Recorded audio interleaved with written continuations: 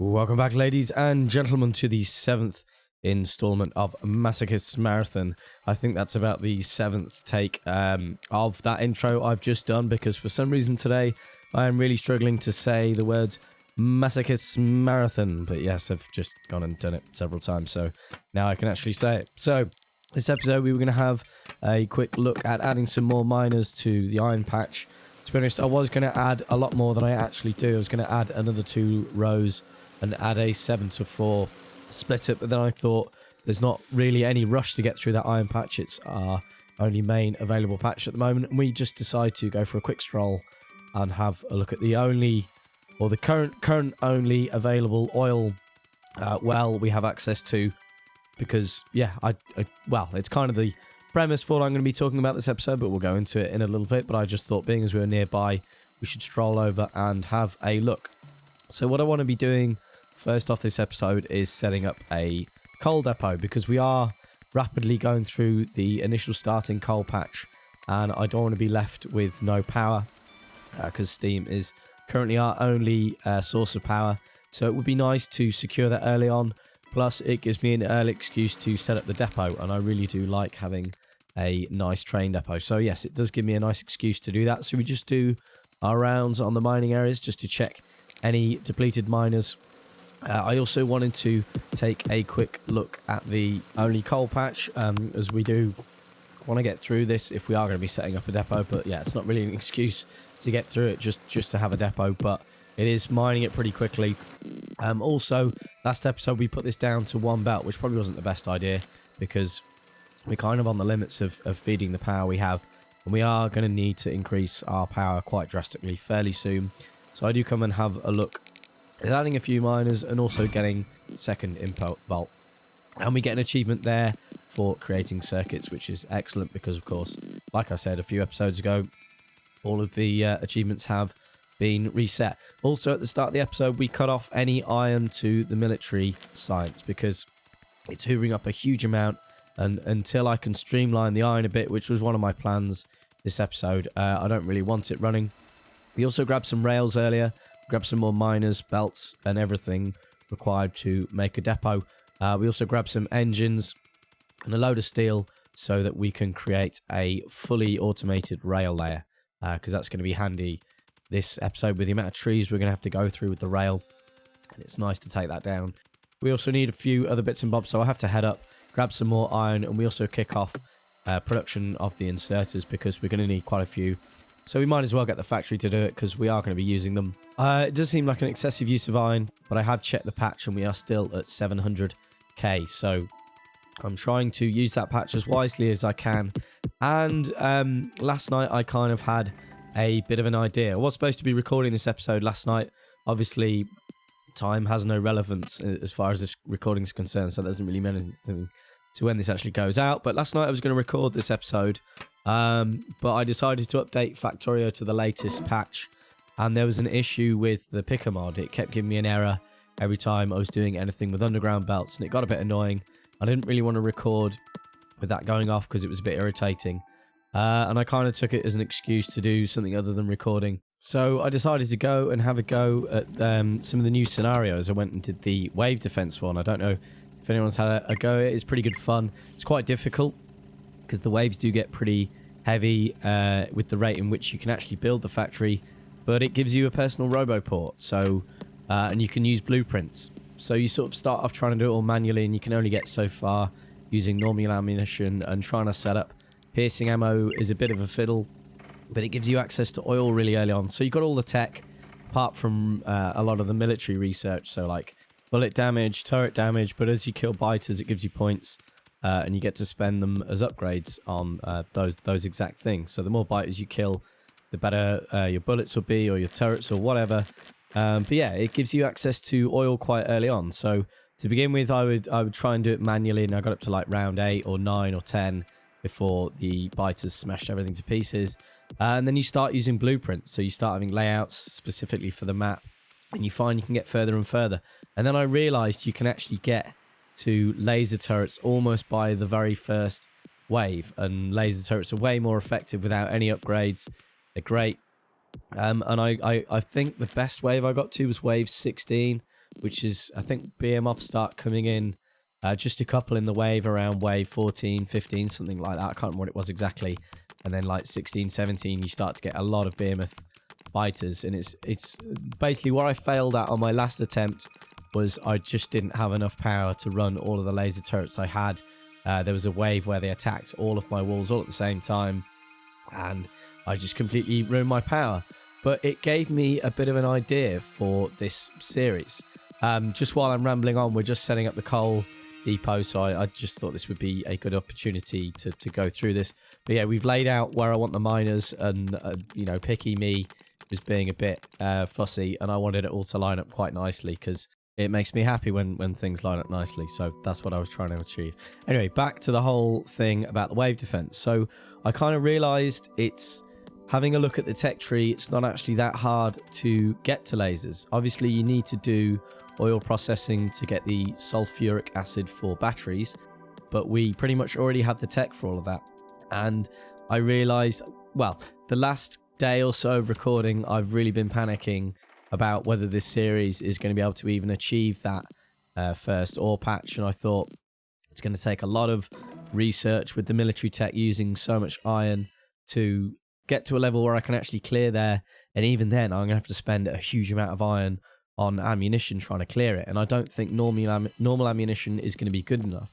And piercing ammo using steel and normal rounds is just going to consume vast amounts of iron, and we could run out before we achieve the other patch. And I realized that maybe laser turrets is the way to go. So this episode I wanted to talk about it quite a bit and try and get people's opinion on it and see if there's anything I'm not really thinking about. But lasers do use quite a bit of iron to produce, but to be honest, once you've got them, all you need is electricity to actually power them. So I think I've got more than enough iron to be able to produce quite a few laser turrets, and then so long as I don't let them blow up and I power them properly, that could be a much better way of clearing those biters. And I know turret creeping isn't the most honorable thing to do in the world, but considering my current circumstance, I don't think I really have much of a choice. And I did have a playthrough like half a year ago, I think it was, where I did some really heavy laser turret creeping, and it's kind of good fun. Now, I'm not going to be able to get a personal roboport, which really would make it ideal, but I think I can achieve it doing it manually. So this kind of brings me on to why I'm doing a coal depot so early, because I want to increase our power production capabilities massively, which is going to use a huge amount of coal, but I need to have enough power if I'm going to start using lasers. And if I'm going to be creating batteries for laser turrets, I might as well create a load of accumulators as well to help me with the turret creeping. So that's kind of my plan. I had a look at the research we need to do to get to lasers, and it's not really that far. We're researching it, the laser tech right now, which then leads us on to laser turrets. I think there might be batteries I have to do as well. I can't remember what order I do the research this episode, but we do the sulfuric acid research and a few other things required to get to lasers. But yeah, that's basically the direction I want to go, because once I have the lasers, it's not going to require a load of resources to actually for the ammunition. You know, it's going to take that whole part out of the equation, and I think I can create quite a few laser turrets with the resources I've got. So that's generally the path I'm going to go down. It means I'm not going to do loads of military tech for ammunition and go down that route, but I think this is going to be more effective. Yeah, I'm going to do loads of military tech on improving the lasers because we want them to be as efficient as we can get them. And I was kind of going to wait until after this episode to do any of the laser research, but to be honest, when it came onto it, I kind of thought there's nothing I really want to do in the meantime that justifies the spending of the resources, and I'm that confident about it, I just kind of go into it. So yeah, at this point, we set up research of the sulfur processing, but you can see there the only other piece of research we need before lasers are the batteries themselves. So that's going to be a lot less research to get to lasers. I think lasers are just as effective as turrets with piercing ammo. Maybe they need a couple of upgrades to be at that level, but I think replacing the resource expense of using piercing ammo justifies going for lasers, and then the same research I would be doing on turrets and bullet damage can go into lasers anyway, but then I'm not having to spend all of that resource on ammunition. I just need to make sure I've got plenty of power being produced. And also, it ties in nicely with nuclear. Yes, we need some blue science to research the actual centrifuge tech and everything, but we can at least start mining it. And to be honest, if I'm going to be doing sulfur, I'm going to be doing oil processing, so we'll have plastics as well. But I don't know at which point I'm actually going to do blue science, because again, it is yet another expense of iron, and I think I don't really need to do blue science to expose that northwest iron patch with lasers. So that's kind of my goal. I'll be interested to hear people's thoughts on whether I'm being absolutely crazy or whether it's a good idea. But I think that's the direction I'm going to go. Replacing the expense of using ammunition and the research for bullets and everything for lasers. And then once I have the lasers, it's essentially not completely free to fire them, the ammunition, but it's something other than iron. And I think that might be a good way to go. So while I've been rambling on about this whole idea and premonition, we've been laying out the depot, and this does take me a while and I have to keep redoing stuff, so I do apologize about that, but I am a bit fussy about my depot. I start trying to lay it out this way with the trains coming back round the other way, but that's essentially going back in the opposite direction for which way the loop goes. But the only reason I was trying to do it that way was because I didn't have to go through that huge thick forest there. But I eventually buckle and change my mind, and we change the track to go the other way. So we take all of this out after messing around with it for ages, and I plan to bring the track round the other way, but I then next work on the waiting area. So to be able to enact this plan of going towards lasers, I think next episode we're going to be working on oil processing. We have the tech for it already, so it's literally a case of laying the rail out to the only oil well we have available, hence why I was kind of looking at it earlier, because I had it, in my mind that's probably where we're going to go, but I'm kind of decided now. So we're going to need that, and because it's so far away, I'm going to have to bring it in with the new tankers. So it's a nice excuse to have a play with the new rail tankers as well. The vanilla tankers, it's been a mod for ages, but now it's a vanilla aspect, so that's going to be fun to set up. I need to decide where I'm going to have my oil processing. I normally have it on the opposite side of the bus to where all the production is, but with enough room so that the bus can always expand to be as wide as it's going to need to be. So it's going to be in that desert north of the bus. The only problem with having it there is there's no water nearby, so I'm going to have to use a lot of pipes getting it there. But to be honest, I'll have a look at the map in a bit and decide whether I want the oil processing to be near the depot, but then use lots of pipes to take it to where the liquids need to be, or I don't know. We'll see how it goes, but I'll have a look and work it out. Again, it's something I am a little bit fussy about, but I'll make sure I decide before I start the recording, because that, depends on where I have it, is going to end up being very costly in terms of iron. And I know laying all this rail out is also going to cost me a lot of iron as well, but, it's kind of nice passing the time doing this kind of stuff while we do the research, and I think we've got more than enough iron to be able to achieve it, so that's my excuse there. So we need to move where the rail is getting into the depot. It would have been a bit neater to have the waiting area nice and straight, but I've never done it diagonal before, and why not? And it's kind of a bit more space efficient, I think. I'm not actually sure if that's true. I use file to lay the track out for it, because there's a lot of trees in the way, and I really can't be asked clearing them. And if I get it lined up right, which I don't straight away on one block off, but I do eventually get it right, we don't have to take too much track out from the opposite side, and it does kind of lay out our exit anyway. So we clear all of that up from file, and we use file to also bring the track back round on the other side. So we take it up through the waiting area and into where the stations are going to be, and we lay out some track to bring it back.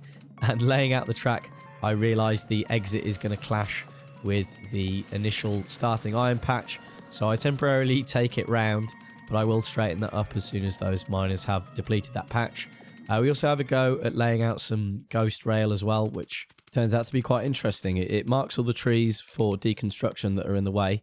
I have to mess around getting the rail lined up with where it's going to come through once those miners are gone, and we lay the last back in, just messing around with the ghost images because they are a bit fiddly sometimes. I think that's partly an aspect of Picker. So we complete our sulfur processing research, and the next thing we pick is batteries, and after that we're pretty much ready to research laser turrets and get on with producing those. So I was going to wait until after the episode, but I kind of decide not to. So the interesting thing with file at this bit is it asks you, do you want to try it to drive automatically? Because it sees the ghost images, and I just hit yes, and it drives through the whole thing for me. I have to disable the blueprints because I didn't want it to destroy the trees for 2 tracks. I want it to have that nice thin line through there. But yeah, if you lay out the ghost images, you can get File to steer the whole thing for you. I don't know if you can jump out and then leave File to go and fill out a whole bit of ghosted track. I don't know. I might try that in a bit. But I don't know if that's something new or I've just never seen it before because I've never used ghost tracks. But I found that quite interesting and very handy. So if you lay out a load of ghost track, then you can just get File to lay it all for you. It's pretty cool. So we have the depot roughly laid out. This station we have placed here is going to be the iron depot, and then I'm going to have coal on the end. Coal being on the opposite end to where it should be, but it'll be handy for feeding all of the trains with coal. And to be honest, it's been going on the bus anyway. And then to the right of the iron depot will be copper. And then if I need more iron depots, I can add them. But to be honest, I don't think I'm going to need any more than this one because I'm laying them out with enough space for double-sided unloading. I will eventually go for bot unloading, so we'll be able to fit in a lot more stations in here. But yeah, I do take a good hard look at the depot at the end of the episode because I wasn't 100% sure. I liked it. I like my depots to be quite specific and laid out in such a way that I like them. But to be honest, it doesn't really matter. I need to not be so fussed about it. But yeah, we get the output for the iron done. We do one side for now because there's no point in really having double-sided unloading just yet, but when we start having more than 4 smelting areas, I will get that set up. And I do use some long poles to power it just because it's nice and neat, and we get the outputs done. So we're back to where we were with the iron. I just have to move the splitter up a bit so that these 4 can neatly meet it and come in. But the problem is with the 6-4, it doesn't line up exactly how I want, and I don't want stuff to be moving over with weird corners because it's just not acceptable. So I go and put something in a bit too far ahead than when I need it. I put in an 8-8 because eventually we will have 8 belts coming off the train. So I just stick that in for now. It is a bit of a expense of resources, but to be honest, it just makes me happy. So I'm not really going to fuss about it too much. Plus I wanted to see how the 8-8 looks at the moment because I think it may have been changed in the picker mod. I'm not quite sure. But being as we've done the first coal outpost, we may as well lay the coal depot out so we can at least start automation of fueling of the trains. One thing I had planned for this episode to streamline the iron throughput from the outpost to the depot was to put in stack inserters, which is why I did the research for it so early. But I can't remember at what point in the episode I did look, but I went to look at producing some stack inserters and I realised I need red circuits to produce them, which needs plastic. So that was a really epic fail because I'm nowhere near doing plastics.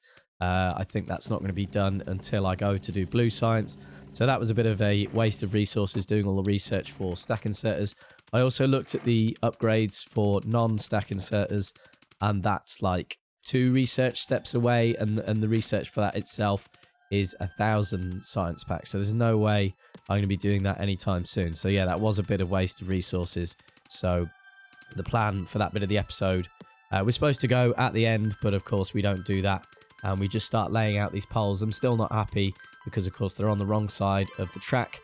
And also if I'm going to be having the oil processing north of the bus, I need the rail at some point to go all the way around the factory and up to the other side. So that is going to use quite a bit of rail and of course quite a bit of iron. But it's kind of good to get the oil processing in right where I want it long term rather than put it somewhere temporarily and move it, because that's going to take a whole load of time. It's going to be very boring to watch. But we come and put in some defenses for the coal outpost because it is very close to some biters. So if we mine this too much, we're going to be causing attacks over here. But I'll keep an eye on the pollution and just make sure it doesn't cause any attacks. So next episode, we're going to be doing oil processing. So I need fluid handling. I'm going to need the rail tankers. But to get the rail tankers, I need to do fluid handling, hence why we kick that off next. I think we get that done before the end of the episode. I can't quite remember. But we spend the rest of the episode just laying out the coal depot, which I will hook up very soon when we actually need it. We don't need the coal straight away, but it's here now. It's all done. So if we do suddenly run out of coal completely, we're going to have some in the depot ready to hook up. And thankfully, transport belts don't use power. I do have a bit of a gripe here because the first output of the coal underground belt has to be one step down, which just doesn't look very satisfying. But to be honest, once we get to red underground belts and I can justify the cost of them, we can tidy that up. But that's just to get that in and get that functioning. I then shoehorn in a very horrible bit of transport belt. I do have to move the splitter to fit this in, but I want the priority for feeding trains to be quite high, so I want that feeding straight off. But I need to lay it out to see where it's going to fit so that the 4 belt splitter can balance out the use of the coal for the loading of trains, and then this will carry on up straight and it'll split off to go to the bus, and then the rest of the belts will go over to power, because of the fact I'm not doing any solar, and nuclear is not going to be very soon. It's going to be fairly soon, but not massively. We're going to be using huge amounts of coal for power, especially if I'm going to be enacting this plan for lasers. So I just check that I can fit the 4 belt splitter in, and it just about fits with this splitting off here. I'm not sure if this is the best way to split it off, but oh well, it'll make sure all the trains are nicely fed with coal, because we don't want them running out, especially the coal train, because then we're going to completely run out of power and we're going to lose the ability to mine the coal in the first place. Yes, I am using medium poles here, but that's just because it makes the station nice and neat, and neatness makes me happy. So we have fluid handling complete, so we have the ability to handle fluids, but it also gives us access to researching the rail tanker, which I think I'm going to be using next episode. We've already got all the things we need for oil processing, so we kick off the fluid wagon, is what it's actually called for the tech. But that brings us on nicely to the end of the episode. Please let me know what you think of my plan for lasers. But that's going to be all we have time for. I do hope you have enjoyed. Thank you so much for watching, and please do come and join me in the next episode. Bye bye.